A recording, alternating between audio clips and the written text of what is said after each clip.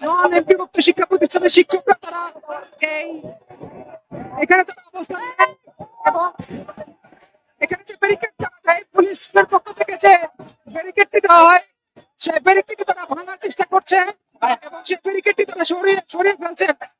সাথে যেটি দেখতে পাচ্ছি ঠিক ওই পাশে সচিবালয়ের ওই পাশটাতে পুলিশ এবং জলকামান পুলিশ সাথে জলকামান বাইক গাড়িটি ঠিক ওই পাশে দাঁড়িয়ে আছে। হয়তো যখনই অপ্রীতিকর ঘটনা ঘটবে বলে আশঙ্কা হবে ঠিক তখনই কিন্তু পুলিশ অ্যাকশনে যাবে বলে মনে হচ্ছে।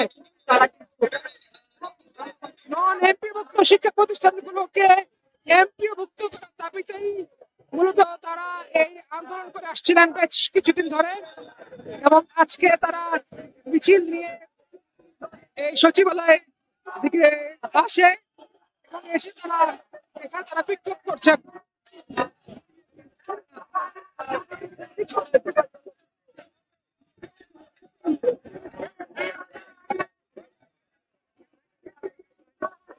তারা বলছেন যে এমপিও না নিয়ে ঘরে ফিরে যাবো না বলে তারা স্লোগান দিচ্ছে।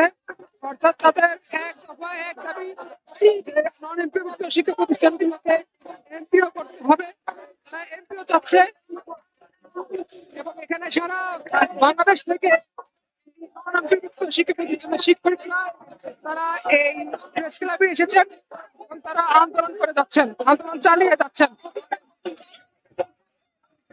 এই মুহূর্তে যেমনটি দেখা যাচ্ছে যে তারা সকলেই ঠিক এই সচিবালয়ের গেটটির সামনে তারা বসে পড়েছেন, অনেকে বসে পড়েছেন, আবার অনেকে সামনের যে ব্যারিকেডটি রয়েছে সেই ব্যারিকেডটি সরিয়ে দেওয়ার চেষ্টা করছেন। ওই পাশে জলকামানের গাড়িটি তারা জলকামান বাই গাড়িটির সামনের দিকে এগোচ্ছে।